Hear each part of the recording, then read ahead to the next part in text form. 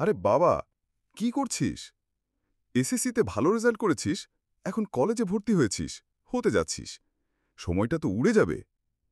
জানি কলেজের ক্লাস শুরুর আগেই এইচএসসি ২০২৭ ব্যাচের সাফল্যের জন্য এখনই দৌড়াদৌড়ি শুরু করেছিস।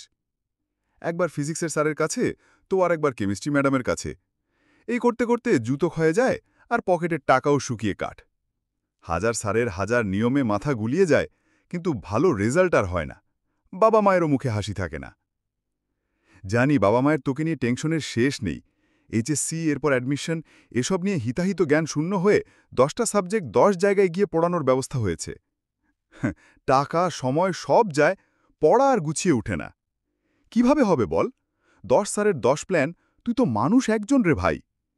আবার একই পড়া একবার ফার্স্ট ইয়ারে, একবার সেকেন্ড ইয়ারে, একবার টেস্টের পর আর একবার অ্যাডমিশন, এভাবেও করে কতবার টাকা যাচ্ছে, তাও কি সাফল্য আসছে? এইবার শোন, আসল কথাটা বলি। কেন এত দৌড়াদৌড়ি করবি যখন একটা জায়গাতেই সব পেয়ে যাস?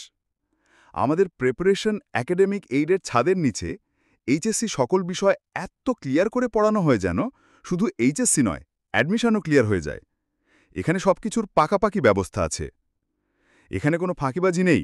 নিয়মিত বোর্ড পরীক্ষকেরা প্রশ্ন তৈরি করেন, আর বোর্ড এক্সামিনাররাই খাতা দেখেন। ভাবতেই পারিস কেমন হবে তোর প্রস্তুতি। একদম কড়া পাক।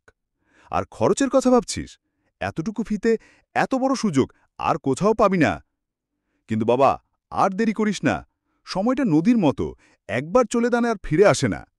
Preparation academic aid, we nurture minds to bloom. আমাদের কাছে চলে আয়, তোর জয়ই আমাদের আসল লক্ষ্য। Run free, feel the breeze. No more wars, no more keys. Out of shadows, into light. Chasing whispers through